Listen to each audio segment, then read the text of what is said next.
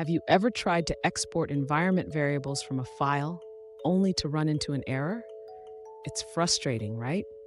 If that's you, then you're in the right place. Today, we're tackling the issue of using xargs with export and showing you exactly how to fix it. I know how annoying it is when you think you've got everything set up correctly, only to be met with an error message. Trust me, you're not alone. This is a common issue many users face when working with environment variables.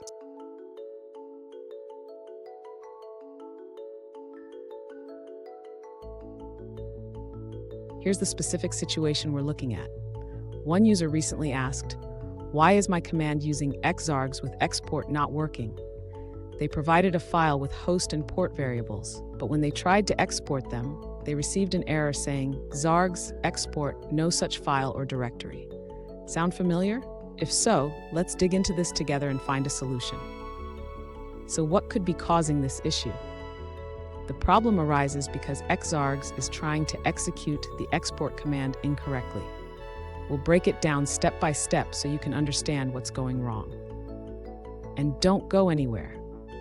I've got a pro tip at the end that will help you manage your environment variables more effectively. To begin resolving this issue, the user should understand that the export command does not work directly with xargs. Instead, we can use a different approach to load the environment variables from the file. The user can use the source command followed by the file name to export the variables into the environment. This command reads and executes the commands from the file in the current shell. If the user prefers to use xargs, they can modify their approach. First, they should format the file correctly and then use a command that allows for exporting variables. After executing the appropriate command, the user can verify that the environment variables have been set correctly by using the echo command.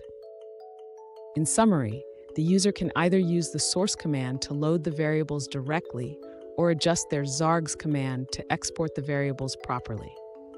Both methods will successfully set the environment variables. Did you know?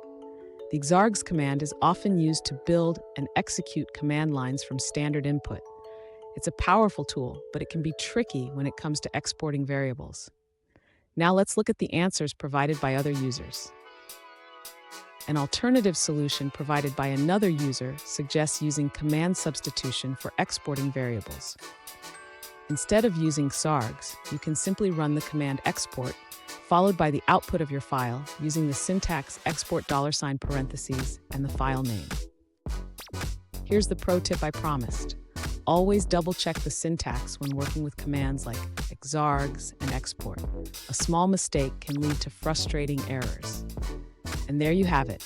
You should now be able to export your environment variables without any issues. Remember, understanding the commands you use is key. If you found this helpful, hit the subscribe button for more tips, and don't miss our bonus pro tip on managing your environment variables.